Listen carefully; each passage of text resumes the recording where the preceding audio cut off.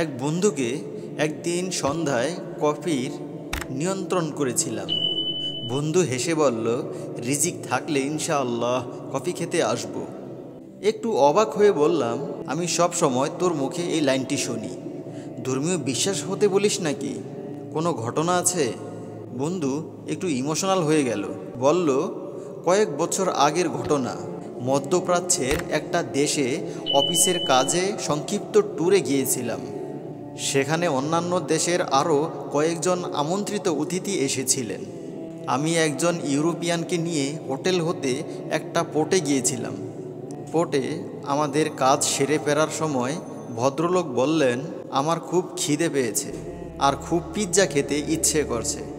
বন্ধু একটু থেমে যোগ করল, আমরা মাঝপথে পিৎজা হাটে একটা আউটলেটে থেমেছি। উনি রেস্টুরেন্টে গিয়ে বসলেন।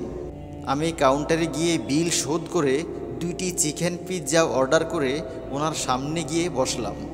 মিনিট 20 পর ওয়েটার 2টি চিকেন পিৎজা নিয়ে এলো। উনি চিকেন দেখে বললেন, আমার খুব ভেজিটেবল পিৎজা খেতে ইচ্ছে করছে, পাওয়া যাবে কি? আমি আবার উঠে গিয়ে ভেজিটেবল পিৎজার দাম শোধ করে অর্ডার দিয়ে এলাম। ঠান্ডা হয়ে যাচ্ছে দেখে আমি ধীরে ধীরে আমার চিকেন পিৎজা কামড় বসাচ্ছিলাম। ওয়েটার মিনিট 15 পরেই ভেজিটেবল পিৎজা নিয়ে এলো। বিশ্বাস করবি না, এরপর ভদ্রলোক বুক ব্যথায় এক পাশ কাত হয়ে গেল। তারপর সেই ডাবল চেয়ারে কাত হয়ে শুয়ে গেলেন। স্ট্রোক বা হার্ট অ্যাটাক আন্দাজ করে রেস্টুরেন্টে জানাতে ওরাই ইমার্জেন্সি কল করলো। 7 মিনিটে অত্যাধুনিক অ্যাম্বুলেন্স এসে হাজির। 17 মিনিটের মাথায় উনি শহরের সেরা হসপিটালে সিআইইউতে, কিন্তু ডক্টররা 15 মিনিট চেষ্টা করেও বাঁচাতে পারল না।